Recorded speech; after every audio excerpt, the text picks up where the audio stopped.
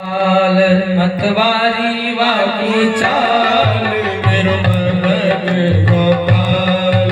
मतवारी वाकी चाल मेरो मदन गोपाल। मतवारी वाकी चाल मेरो मदन गोपाल। देखो घर वाले बाल मेरो मदन गोपाल। देखो घर वाले बाल ओ तो देवकी का लाल मेरो मदन गोपाल। ओ तो देवकी का लाल मेरो मदन गोपाल।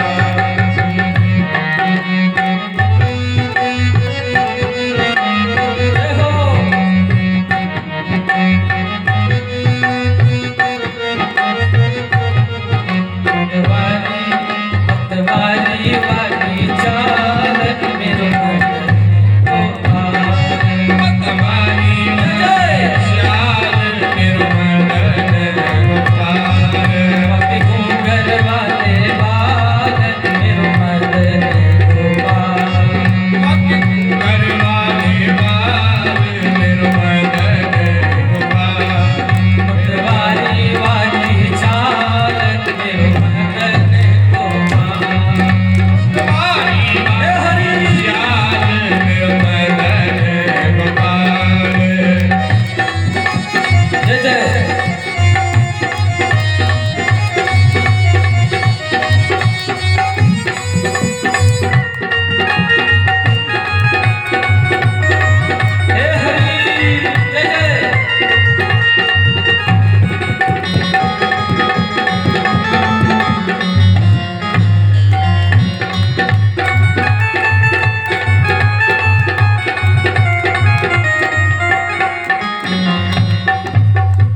हाथों पर उठाकर क्या बोलेंगे? राधे राधे। और जोर से बोलना पड़ेगा। इधर भैया कुछ दिनों तक भगवान अर्जुन के पास रहे और जब जाने लगे जैसे ही एक पैर भगवान का रथ पर है और दूसरा पैर नीचे है तब तक भीड़ को चीरती हुई एक अबला स्त्री दिखाई दी और रोने लगी, कहने लगी कि हाँ हाँ मोहन, हाँ हाँ मोहन, दासी पर आप कृपा कीजिए, मेरे जीवन को हर लीजिए या मेरा गर्भ बचा लीजिए। जो अश्वत्थामा था वो ब्रह्म अस्त्र का जो है बाण चला दिया था उनके उदर पर और रोने लगी, कहने लगी पाहि पाहि महायोगी देव देव जगतपते। हे प्रभु रक्षा कीजिए, रक्षा कीजिए। मोहन जी ने क्या गुण वेद जो नहीं समझ में आता है। हाँ हाँ मेरा बाल गर्भ भीतर ही जलता जाता है। भगवान तुरंत क्या किए, अंगूठे का जैसा आकार बना करके अभिमन्यु की वो पत्नी थी उत्तरा देवी उनके गर्भ में पहुंची। भगवान पहुंचते हैं और उस बालक की रक्षा करते हैं और जब बालक को पैदा होता है न भैया तो सब में परीक्षा करने लगता है क्योंकि भगवान मिले थे। वो ढूंढने लगता है कि हमारे भगवान हैं कहाँ। तो उनका नाम क्या पड़ गया, राजा परीक्षित। हरि का नाम अमृत है हमें पीना नहीं आता। प्रभु ने जिंदगी दे दी हमें जीना नहीं आता। इसी अनमोल चोले को देवता भी तरसते हैं। हरि कृपा से मिलते हैं इसे छीना नहीं जाता। बहुत उपदेश होते हैं ये सुधरती क्यों नहीं दुनिया। हमें कहना तो आता है मगर करना नहीं आता। कहने को तो हम बहुत कुछ कह देंगे लेकिन कह दिया जाए भैया तुम कुछ कह दो कहीं हम कह पाए तो का करे कही हैं?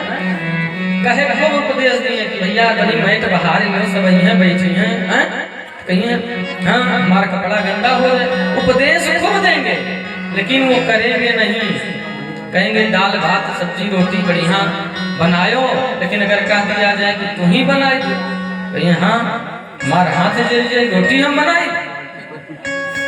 हमें कहना तो आता है मगर करना नहीं आता। भगवान ने कहा क्या हुआ? उत्तरा ने कहा मुझे अपने प्राणों का मोह नहीं, लेकिन जो मेरे पेट में बच्चा है इस पर कोई आंच न आवे। भगवान तुरंत अंगूठे का रूप धारण करके उस बालक की रक्षा किए। वहां के लोग देख नहीं पाए, केवल कुंती माँ ने ये बात जान पाई। कुंती माँ ने देख लिया और वो स्तुति करने लगी, हाथ जोड़ करके कहने लगी। उन्होंने कहा कुंती बुआ बोली कि हे प्रभु आप भगवान हैं, आप पल पल पर हमारी रक्षा करते हैं, आप भगवान हैं। आपने हर पल मेरी रक्षा की और अपने कष्टों को बताने लगी और रोने लगी। तो मैया जब ऐसा कहने लगी, कुंती बुआ कहने लगी कि आप भगवान हैं, तब जो है भगवान ने कहा कि अगर आप ऐसा कहती हैं तो बुआ वरदान मांग लो।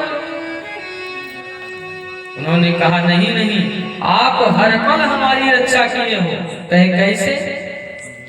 कहे एक बार की बात है, हमारा जो बेटा था भीम, उसको लड्डू खाने की आदत थी, बहुत लड्डू खाता था, लेकिन हमारे पास उतना धन था नहीं, मैं कैसे लड्डू खिलाऊं।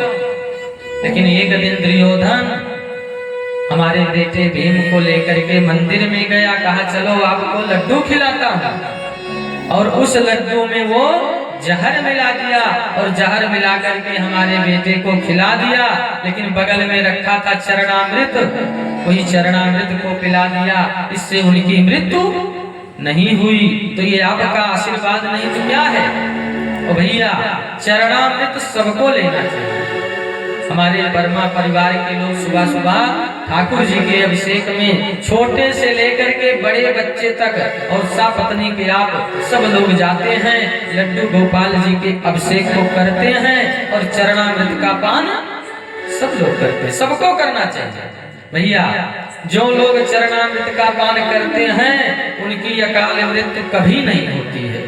रोड पर मोटरसाइकिल चलाओ या चरचक्का चलाओ, लेकिन आपकी अकाल मृत्यु हो ही नहीं सकती है। श्लोक है भैया, अकाल मृत्यु हरणम सर्व व्याधि विनाशनम विष्णु पादोदकम पीत्वा पुनर्जन्म न विद्यते। लेकिन भैया अब चरणामृत पान करने को मत कहो। अब जो जगह जगह जो है बिकता है उसको लोग पीते हैं, और भैया वही पी लिए और नाली नर्मदा में गिरे हैं तो कहते हैं हमें मस्ती चढ़ी, कोई दिक्कत नहीं है। ऐसा थोड़ी ना होता है। ये भैया क्यों ऐसा करते हो? चरणामृत पियो। हम तो 7 दिनों तक हैं, जिनको जिनको चरणामृत लेना हो आ जाओ हमारे पास। चरणामृत पीने से क्या होता है? आनंद होता है, परमानंद होता है। सब लोग गाइए, आनंद होता है, आनंद होता है, परमानंद होता है, आनंद होता है, परमानंद होता है, आनंद होता है, परमानंद होता है, आनंद होता है, परमानंद होता है। हर चरणामृत को पीने से कल्याण होता है, चरणामृत को पीने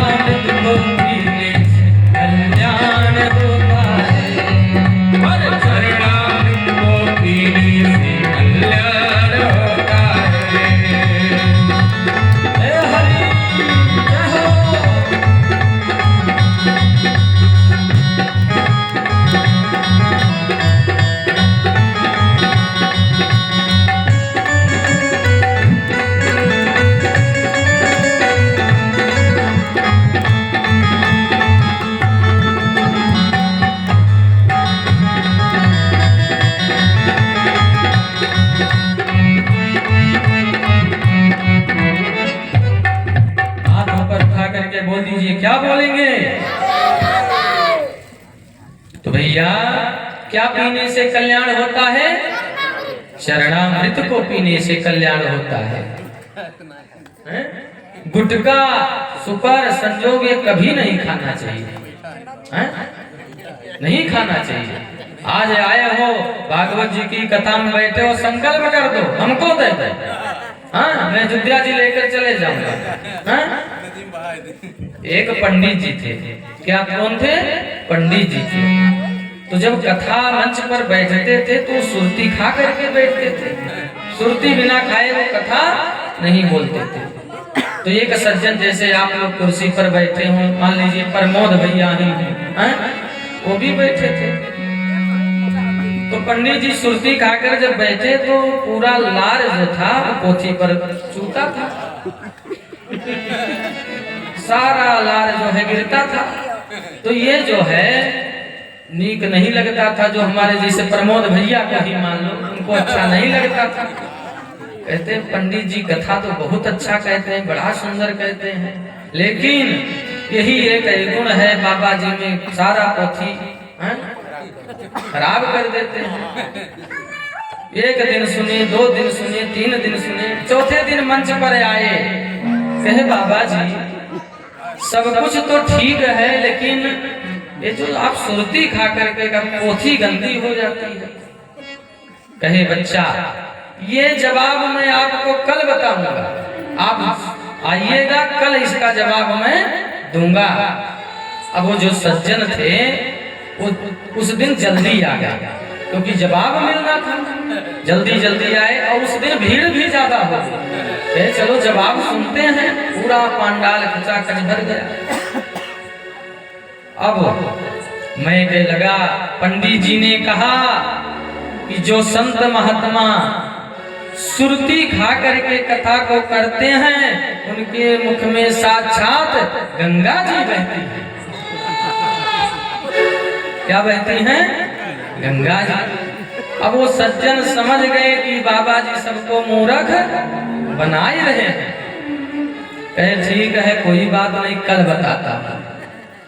आए दूसरे दिन कथा हो रही थी, प्रारंभ में आए, एक सुंदर सा पुड़िया लेकर के आए। कहे गुरुजी ग्रहण कर लेते तो ठीक था।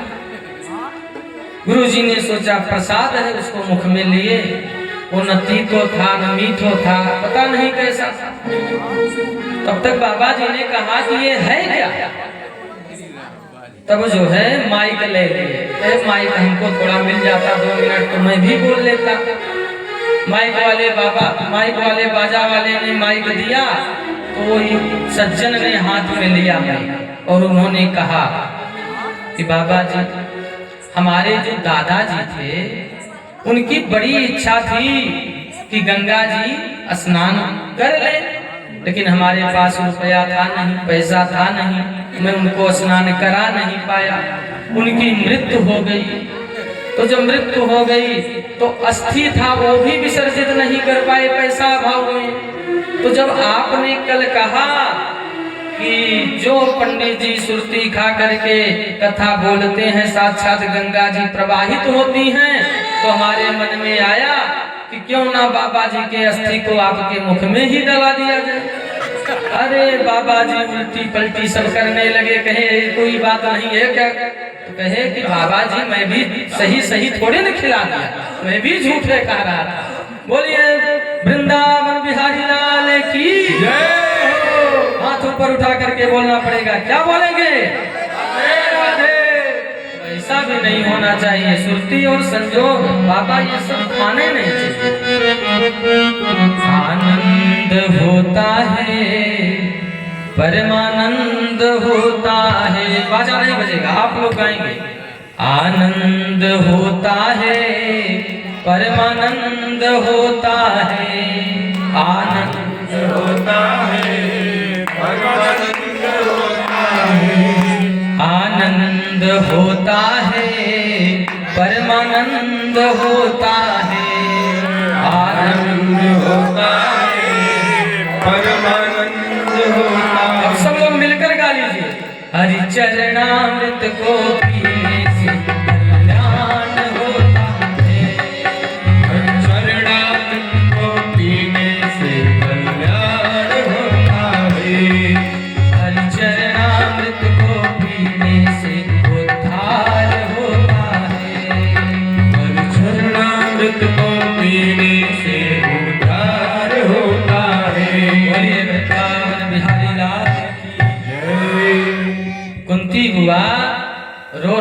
के भगवान की स्तुति कर रही हैं कि आपने पल पल पर मेरी रक्षा की।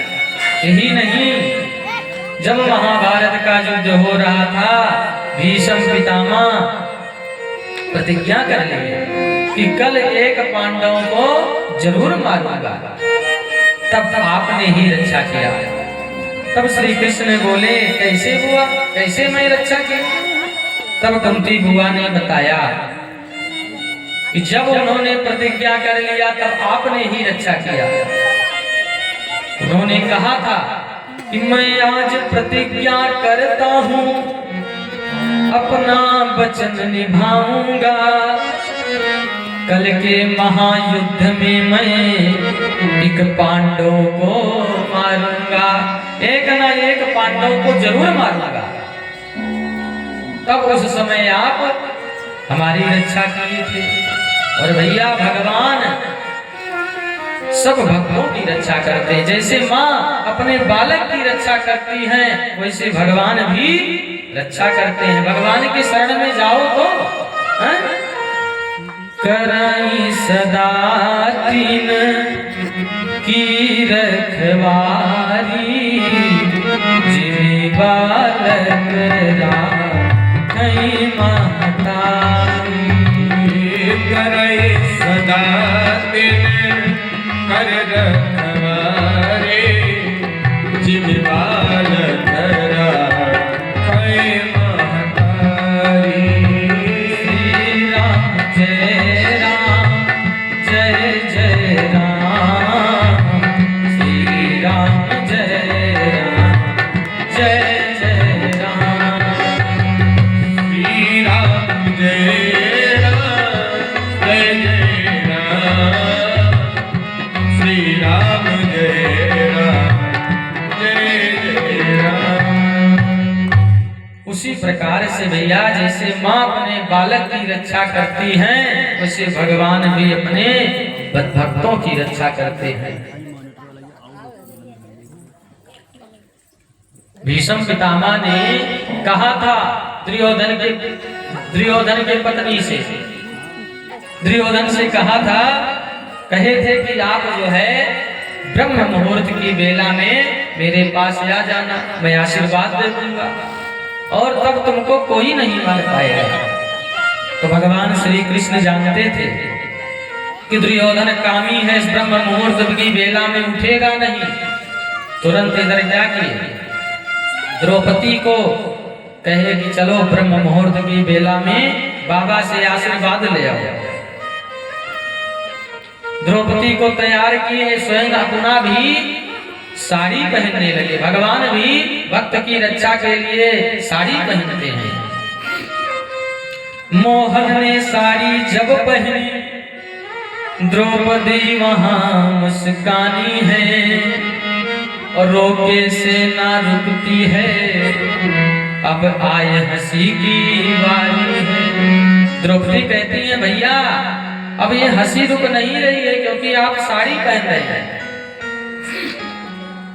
और श्री कृष्णचंद्र द्वारिकाधीश द्रौपदी को लेकर के बाबा के पास पहुंच जाते हैं, भीष्म पितामह जी के पास। बाबा जी समाधि में लगे हुए हैं। ब्रह्म मुहूर्त की बेला में बाबा की लगी समाधि थी, मन हरि चरणों में लगा हुआ, उस जगह न कोई व्याधि थी। भैया, भीष्म पितामह जी भगवान के चरणों में लगे हुए हैं, भगवान का स्मरण कर रहे हैं। और इधर भगवान श्री कृष्ण खुद देवरी पर खड़े हो गए और द्रौपदी से बोले कि जाकर के आशीर्वाद ले आओ, और जब तक आशीर्वाद ना मिल जाए तब तक घूंघट मत खोलना। द्रौपदी गई अंदर, घूंघट बढ़िया डाल करके और बाबा जी के चरणों में गिर पड़ी। खुद तो बाहर खड़े हुए, अंदर भेजा पांचाली को, अपच जाए लाज बहन की घर, तो बड़ी खुशी कमली वाले का। और जब बाबा के पास पहुंचती हैं द्रौपदी तो क्या हुआ? देखा एक सधवा नारी है, चरणों में शीश झुकाती है, अब उसके तन की रंग की साड़ी सधवापन को दर्शाती है। तुरंत भीष्म पितामह सोचे कि ये दुर्योधन की पत्नी होगी, आशीर्वाद दे दिए। और क्या आशीर्वाद दे रहे हैं कि जाओ बेटी, तुम सौभाग्यवती हो, तेरे माथे की बिंदी लगी रहे, सिंदूर से मांगना खाली हो, और जाओ अब विजय तुम्हारी है, तुम वीर कुमारों वाली हो। आशीर्वाद मिल गया। अब जब आशीर्वाद मिला तब जो है द्रौपदी घूंघट को हटाती हैं, कहती हैं बाबा आपके वचन को, आशीर्वाद को सत्य माने कि कल के प्रतिज्ञा को सत्य माने।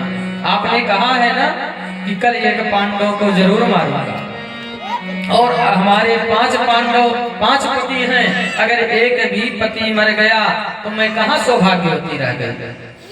अब तो भीष्म पितामह जी के होश उड़ गए। जब आया होश पितामह को, हाथों से माला छूट गई, और प्रभु चरणों में लगी हुई चितचोर समाधि छूट गई। उन्होंने कहा तुमको लाने वाला कौन है, तुम आई कैसे? कहीं मैं अकेले आई हूं। वो समझ गए कि द्वारिकाधीश कृष्ण कन्हैया ही लेकर के आए हैं। उन्होंने कहा तुमको लाने वाला कौन है? तो कहे मैं अपने सखी के साथ आई हूँ। तब भीष्म पितामह ने कहा चलकर देखता हूँ सखी है कि सखा है। और देवरी पर जब आकर के देखते हैं तो क्या हुआ? देवरी के बाहर आते ही एक अद्भुत दृश्य निराला है। पीतांबर की घूंघट ओढ़े वो खड़ा पीतांबर वाला है। भगवान स्वयं खड़े हैं। तब भीष्म पितामह ने आशीर्वाद दे दिया कि बेटी जिसकी रक्षा के लिए स्वयं भगवान खड़े हों तो मैं क्या कर सकता हूं? मैं कुछ नहीं कर सकता हूं। और जाओ खुश रहो। हे द्रुपद सुता मेरी बेटी, जाओ अब विजय तुम्हारी है। जाओ अब विजय तुम्हारी है। हे द्रुपद सुता मेरी बेटी, हे द्रुपद सुता मेरी बेटी, जाओ अब विजय तुम्हारी है। जाओ अब विजय तुम्हारी है। पतियों का बाल न बांका हो, पतियों का बाल दबाता हो। जब रक्षक कृष्ण मुरारी है। जब रक्षक कृष्ण तुम्हारे हैं। जब रक्षक कृष्ण मुरारी है। जब रक्षक कृष्ण मुरारी है। आशीर्वाद दे दे, कोई कुछ नहीं कर पाएगा। और भीष्म पितामह जी भगवान की स्तुति करने लगे। नैनों ने एक प्राण छोड़ एक शब्द भी आगे कही नहीं, और आंखों से आंखें मिली रही पर बल आंखों में रही नहीं। और भैया कुंती बुआ ने कहा इस प्रकार से आपने हमारी रक्षा की हो।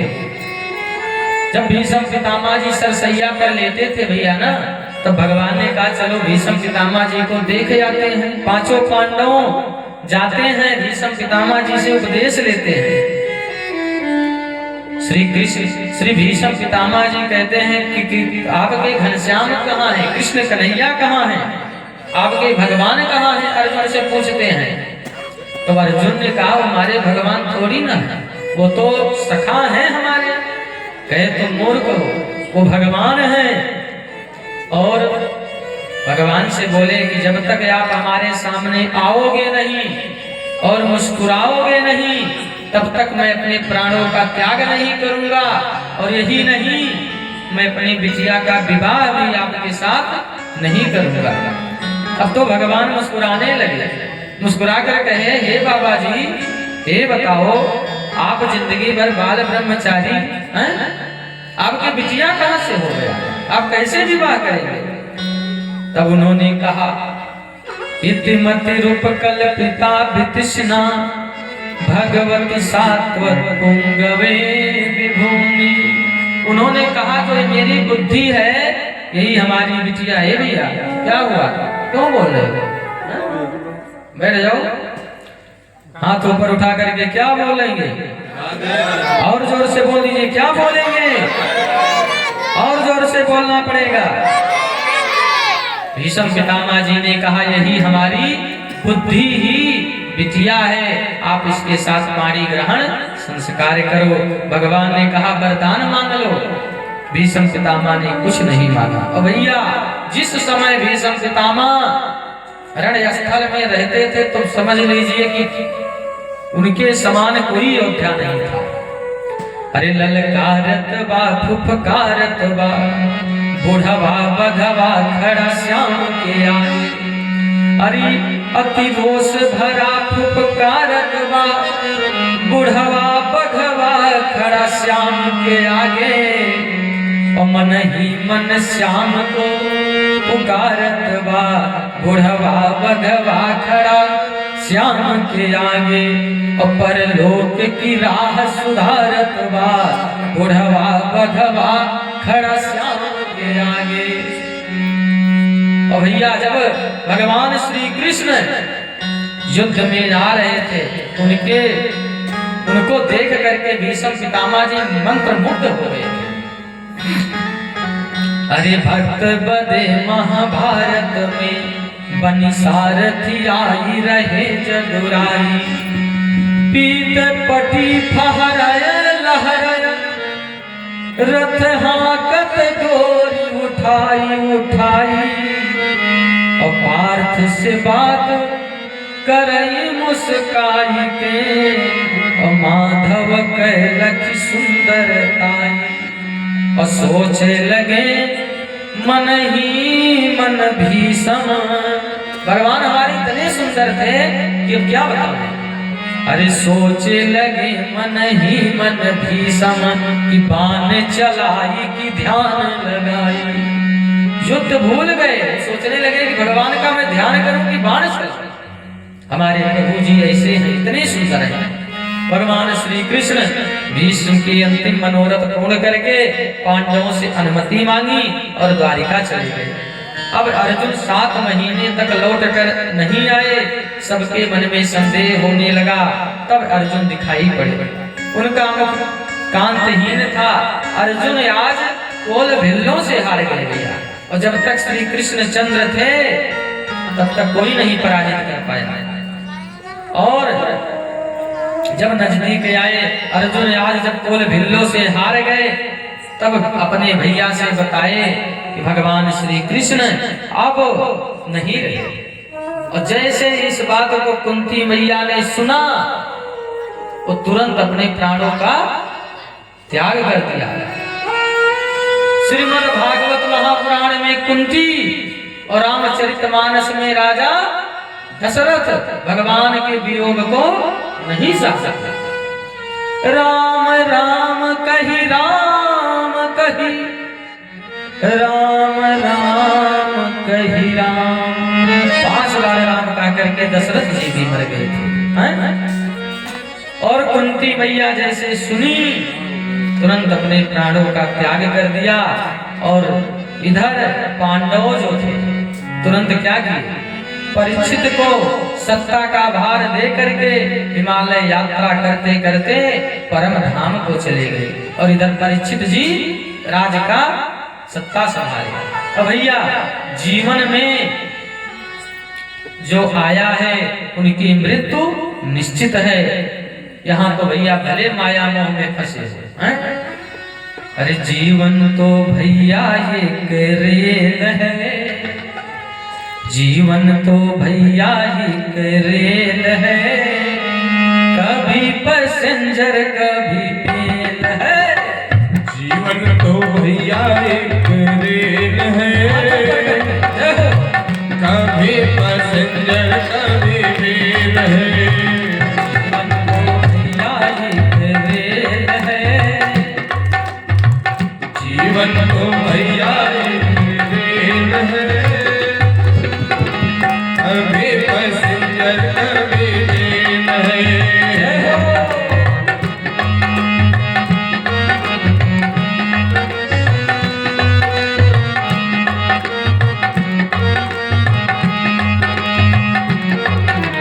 हे प्रभु,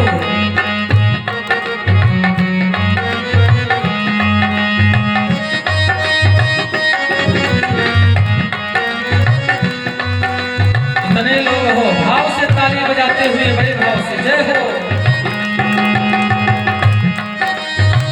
दुख सुख की तकलीफ दौड़ लगाती है,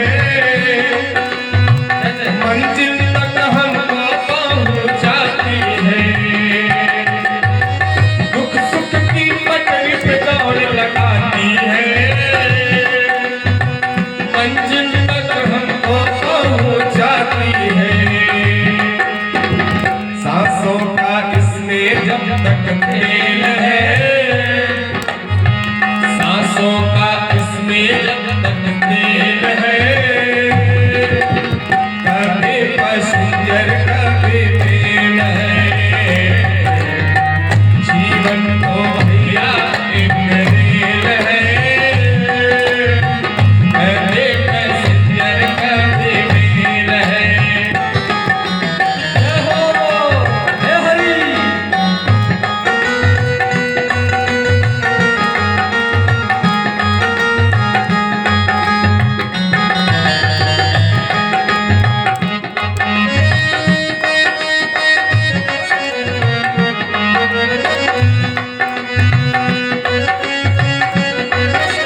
हे हरि।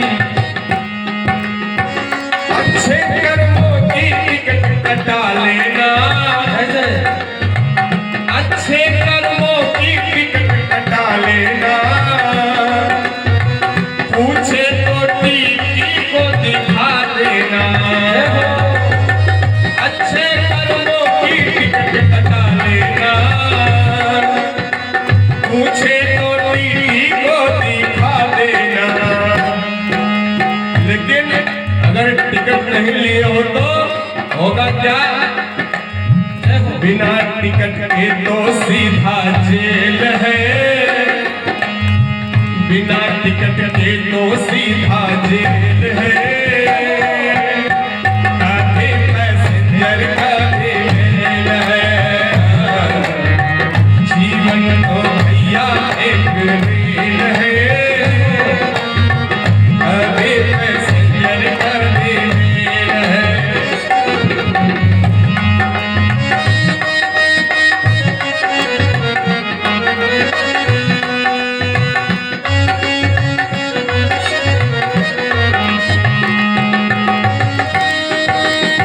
रिश्ते भी बनते और बिगड़ते हैं, यात्री जो चढ़ते और उतरते हैं। रिश्ते तो बनते और बिगड़ते हैं, यात्री तो चढ़ते और उतरते हैं। भैया के सिग्नल का ये, भैया ये सिग्नल का ये खेल है, कभी पैसेंजर कभी मेल है। जीवन तो भैया एक रेल है, कभी पैसेंजर कभी मेल है। जीवन तो भैया एक रेलगाड़ी है, कभी पैसेंजर कभी मेल है, कभी पैसेंजर कभी मेल है। क्या बोलेंगे? आनंद आया हो तो बोल दीजिए जोर से, और जोर से बोलना पड़ेगा। मैं जान रहा हूँ कि आप लोग भोजन नहीं किए हैं, लेकिन अभी यहाँ से जाएंगे तो भोजन कर लेना है? सवेरे वाले भोजन की ताकत लगा लो। जोर से बोल दीजिए, क्या बोलेंगे? महाराज लिखा गया भैया, महाराज परीक्षित जब राजा बन गए तो जब राजकाज देखने लगे भैया, तो उन्होंने सोचा कि लाओ महलों में घूमे, इतना सत्ता भार है, हमारे दादा पर दादा क्या बनाए हैं, चल करके देखते हैं। और जब सब जगह घूम रहे थे तो एक कमरे में एक मुकुट रखा हुआ था सोने का, बड़ा सुंदर था।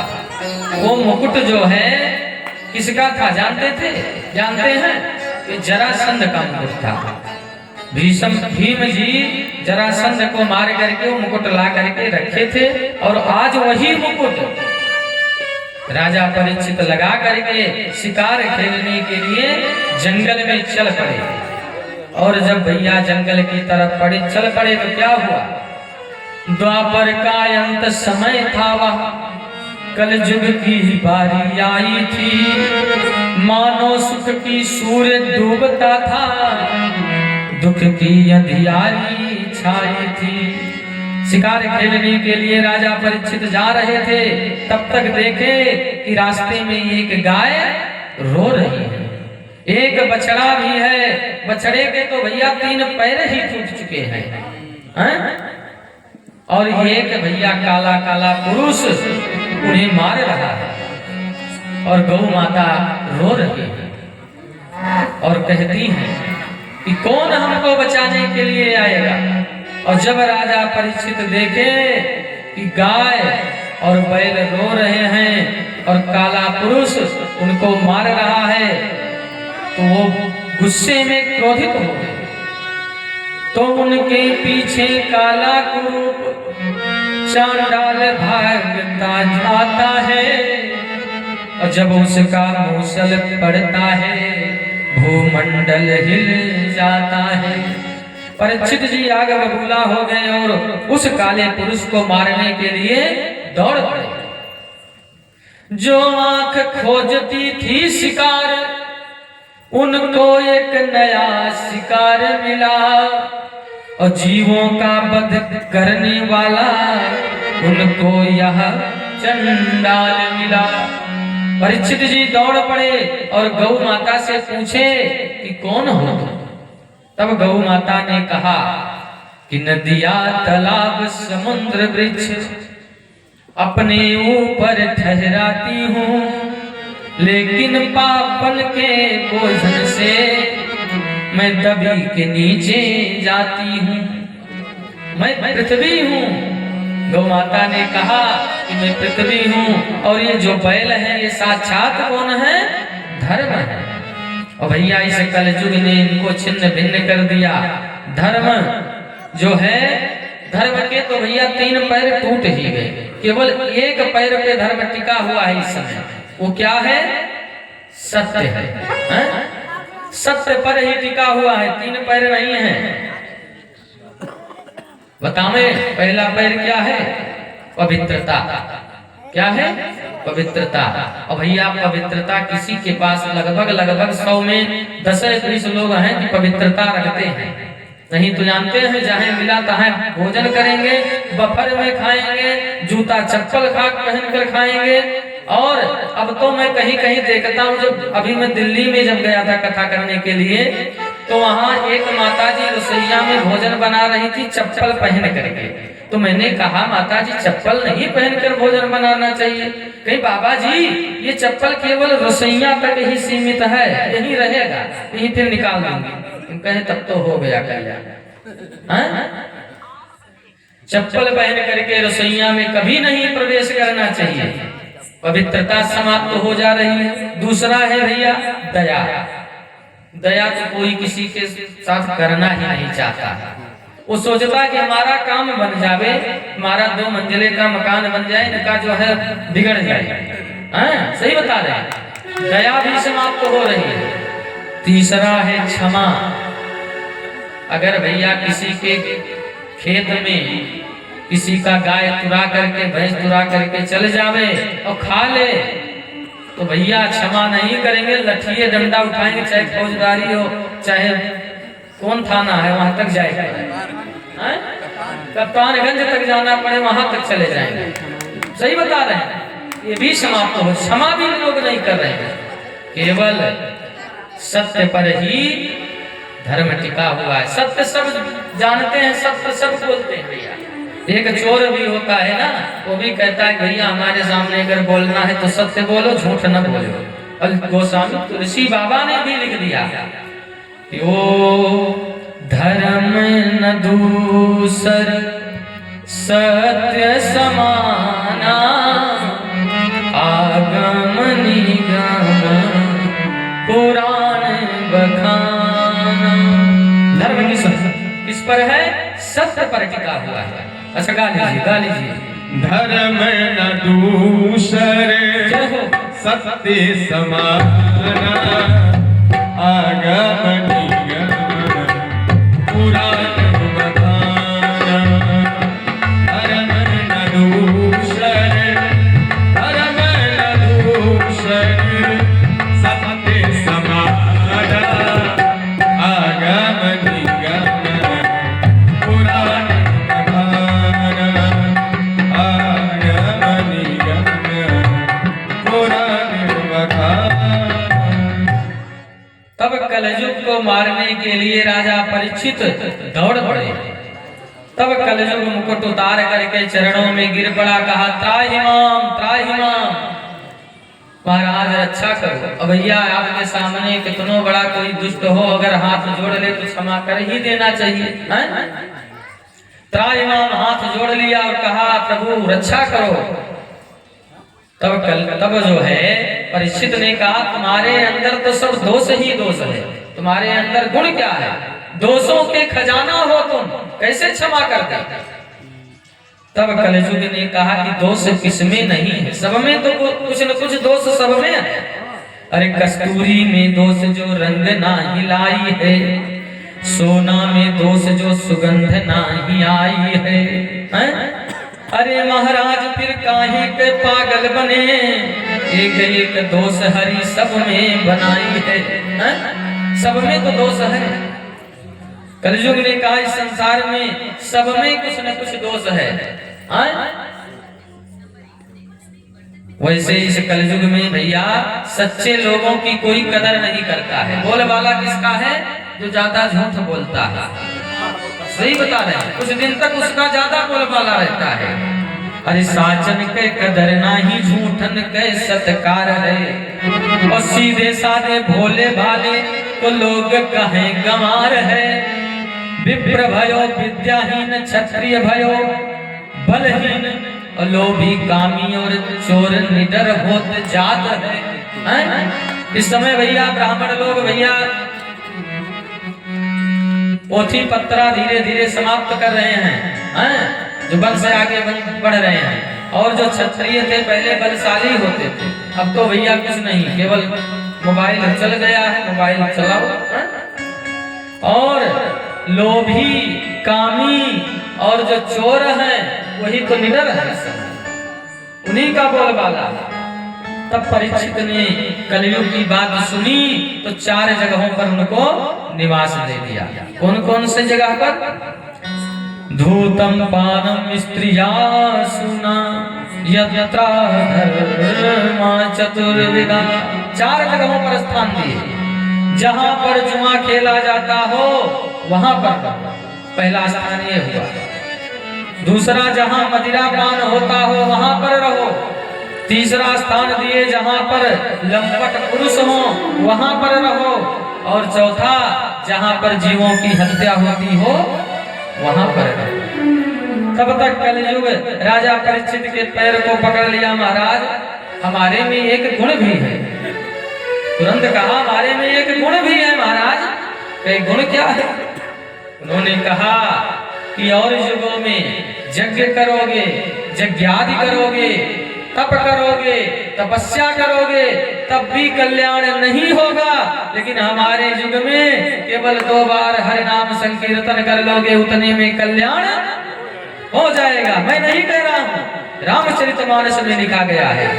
कलयुग केवल जय हो। राम यधारा, कलयुग केवल राम यधारा, सुमीर सुमीर नर उतर पारा, सुमीर सुमीर नर उतर पारा। और यही नहीं, भागवत जी में भी लिखा गया है, यद फलम नास्ति तपसा न योगेन समाधिना तद फलम लभते सम्यक् कलौ केशव कीर्तना। कल कल एक पुनीत प्रतापा, मानस पुण्य होय नहीं पापा। मानस पुण्य होय नहीं पापा। और युग में भैया था कि जो मन में आप सोच लेते थे वो भी पाप लग जाता था, लेकिन कलयुग में अगर मन में सोच रहे हो पाप तो वो पाप नहीं लगता है। इतना बढ़िया युग है, हैं? सतयुग द्वापर त्रेता में मनसा पाप कहता था, लेकिन कलयुग में करने से पाप नजर नहीं आता है। तब जो है परीक्षित ने कहा कि तब तुमको स्थान कहाँ दूं? महाराज एक सुंदर जगह हमको भी दे दो। तब राजा परीक्षित ने कहा कि जाओ स्वर्ण में निवास करो। कहाँ निवास करो? सोने में निवास करो। तुरंत वो छोटा सा रूप बनाया और महाराज परीक्षित के मुकुट में जाकर के बैठ गया। राजा परीक्षित की बुद्धि दूषित हो गई। जंगल में जा रहे थे और क्या हुआ, जब जंगल में गए तो बुद्धि भ्रष्ट हुई और एक बाबा जी समाधि में लीन थे, समीक ऋषि जी। तो राजा सोचे ये झूठी समाधि लगा करके बैठे हैं, ये सोच रहे हैं कि राजा आए हैं अभी पानी पिलाना पड़ेगा, हैं? इसलिए झूठे मूठे समाधि बना करके बैठे हैं। उन्होंने क्या किया, एक मरा हुआ सर्प पड़ा था उसको तीर के नोक से उठाए और महाराज समीप के गले में पहना दिए। भैया यहीं से बुद्धि भ्रष्ट हुई थी और क्या हुआ, मृषा समाधि, इसकी मृषा समाधि है और अपने उसने मरा हुआ सर्प बाबा के गले में डाल करके चले गए। यह दृश्य एक बालक देख रहा था।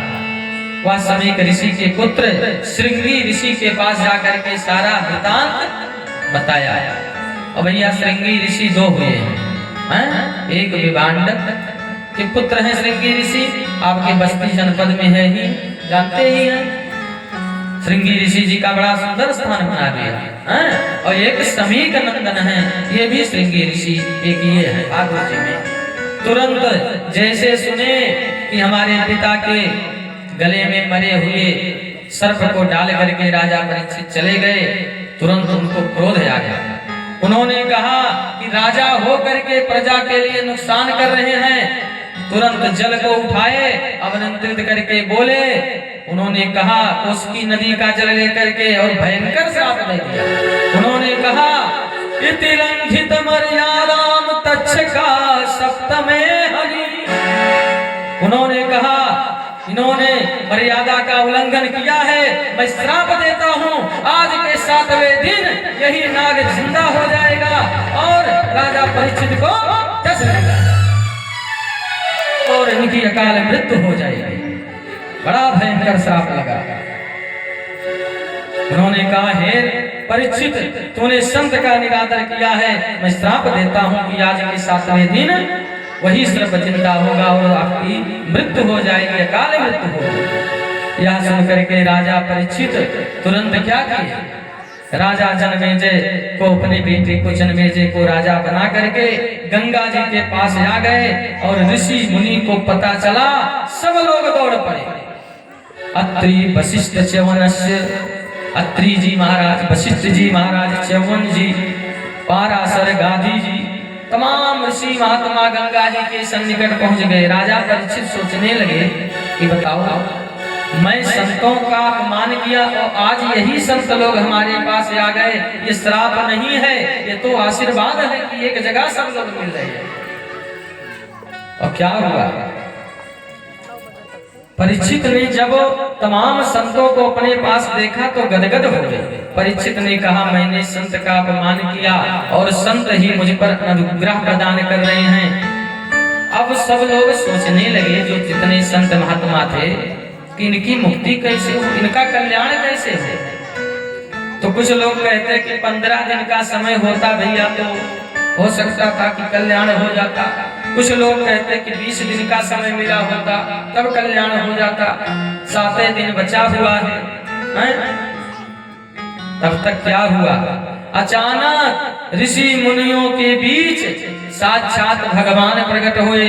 कौन से भगवान, वही व्यास नंदन सुखदेव जी महाराज। बोलिए सुखदेव जी महाराज की जय।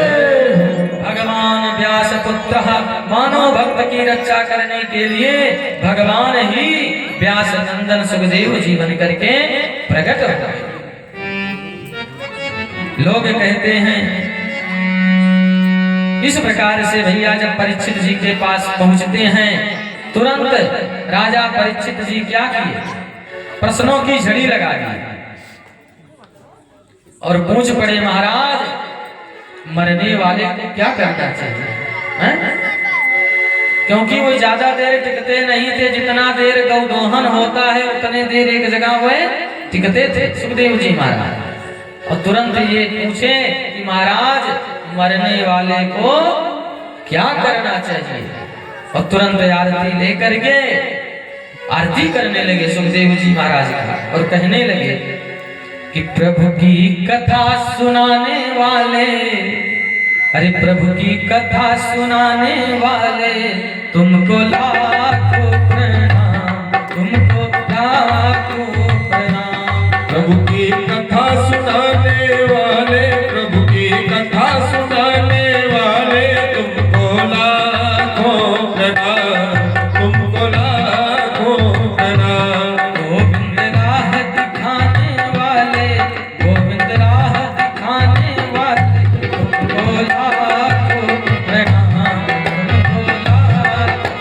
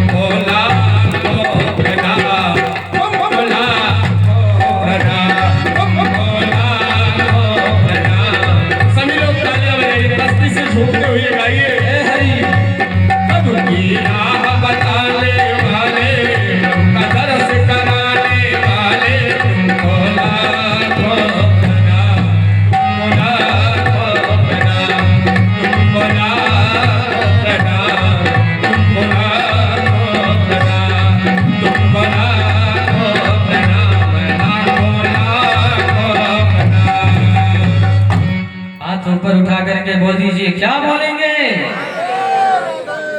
इतने तेज यहीं से आवाज आई, इतने लोग हो इधर। पहले पुरुष वर्ग के लोग बोलेंगे, बोलिए राधे राधे राधे राधे। अब माताएं बोलना है, देखना है, बोलिए राधे राधे। अब सब लोग मिलकर के बोल दीजिए, क्या बोलेंगे? राजा परीक्षित जब पूछे कि महाराज मरने वाले को क्या करना चाहिए, तो भैया जी सुखदेव जी महाराज आए हैं, उनको विश्राम करने दो। रात्रि के 8 भी बज चुके हैं, तो आज विश्राम कर लेने दो। कल पुनः जो है बताएंगे कि मरने वाले को क्या करना चाहिए। नहीं, बोली वृंदावन बिहारी लाल की जय हो। एक गांव में एक पंडित जी आए कथा सुनाने, बनारस वाले बाबा पंडित जी आए, बढ़िया कथा सुना रहे थे।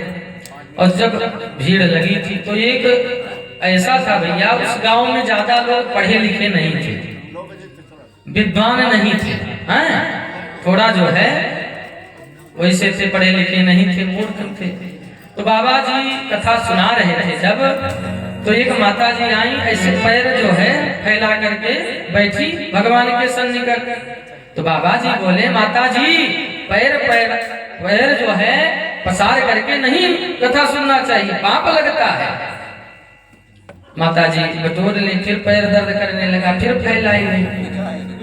अब वो फिर कहे कि माता जी पैर जो है पसार करके नहीं जो है बैठना चाहिए, नहीं नरकों में ठिकाना नहीं लगता है। दूसरी बार कह दिए, लेकिन वो नहीं बटोरी क्योंकि पैर दर्द कर रहा था। अब बाबा जी को लगे गुस्सा कि हमारे भगवान के सामने पैर पसार करके बैठी हैं। उन्होंने फिर और टाइट होकर के कहा, माता जी बार बार कहता हूँ कि पैर पसार करके नहीं बैठना चाहिए, नहीं तो आपको स्वर्गों नरकों में जगह नहीं मिलेगा। अब माता जी उठ गई, हाथ जोड़ ली, बूढ़ी मैया कहीं बाबा आप जैसन विद्वान आदमी, पढ़ा लिखा आदमी नरक में, तो आप जैसन विद्वान जाइए, हम जहाँ कहाँ ऐसा जो उनका पढ़ी लिखी है ही नहीं, हम कहाँ नरक में जाए पाए। बोलिए वृंदावन बिहारी लाल की। आइए 2 बार कीर्तन, उसके बाद बारी को विराम। गोविंद मेरो है, गोपाल मेरो है, गोविंद मेरो है, गोपाल मेरो है। गा लीजिए मस्ती से कीर्तन में, गोविंद मेरो है, गोपाल मेरो है, गोविंद मेरो है, गोपाल मेरो है। शोभा के बिहारी नंदलाल मेरो है, शिवा के बिहारी नंदलाल मेरो है, गोविंद मेरो है, गोपाल मेरो है, गोविंद मेरो है, गोपाल मेरो है। ताली से सेवा करते हुए बड़े भाव से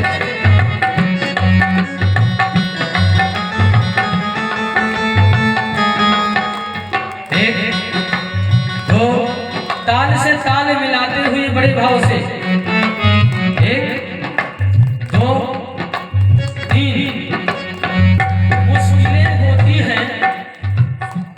मुश्किलें होती हैं आसान बड़ी मुश्किल से। ताली बजनी चाहिए तभी बताऊंगा। आदमी बनता है इंसान बड़ी मुश्किल से, मुस्कुरा कर गम का जहर जिसको पीना आ गया, ये समझ लो जिंदगी में उसको जीना आ गया। तो क्या बोलेंगे? गोविंद मेरो है, गोपाल है, गोविंद मेरो है, गोपाल मेरो है। और कहना है, प्रभु के सिवा कहीं दिल ना लगाना, प्रभु के सिवा कहीं दिल ना लगाना, नहीं तो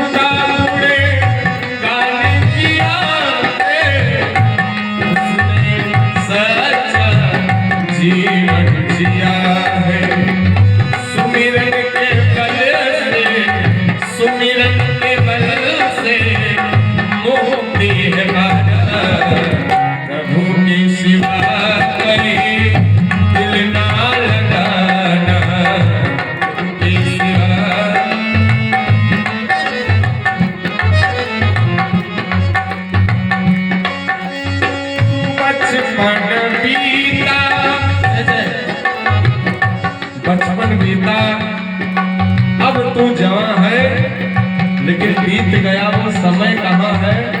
भैया जो बीत गया समय वो फिर वापस आने वाला नहीं है। आज आप लोगों के ग्राम सभा में भागवत कथा चल रही है।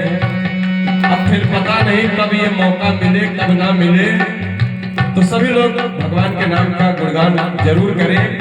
कहते हैं बागों की शोभा माली से होती है और ससुराल की शोभा भैया साली से होती है, और भजन कीर्तन की शोभा ताली से होती है। तो ताली जरूर बजाइए।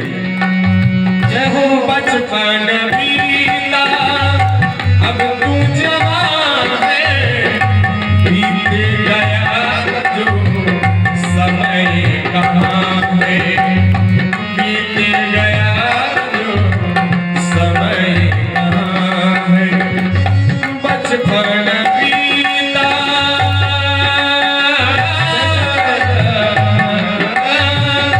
बचपन बीता अब तू जवान है, बीत गया जो समय कहाँ है, बीत गया जो समय कहाँ है। सोची समझ के सोची समझ के समय तू बिताना, प्रभु के सिवा कहीं दिल ना लगाना, प्रभु के सिवा कहीं दिल ना लगाना। नहीं तो पड़ेगा नहीं तो पड़ेगा तुझे पछताना, प्रभु के सिवा कहीं दिल ना लगाना, प्रभु के सिवा कहीं दिल ना लगाना, सिवा कहीं दिल ना लगाना, प्रभु के सिवा कहीं दिल ना लगाना। बोलिए वृंदावन बिहारी लाल की जय। सभी लोग खड़े हो जाएं और बारी बारी से सभी लोग आरती करेंगे ठाकुर जी का। जो आंगन में है वो सारे में है, वो सभी माताएं आ जाएं और सभी लोग सामने आ जाएं ठाकुर जी के, और आरती को करके अपने जीवन को लाभान्वित करें। खड़े हो जाएं सभी लोग। ओम चंद्रमा मन सोजा चक्षुः सूर्यो अजायत, श्रोत्रांगायुष प्राणस्य मुखादीरजायत। इद गुण हवि प्रजननम में अस्तु दश वीर गुण सर्वगण गुण स्वस्थये आत्मसनि प्रजासनि पशुसनि लोक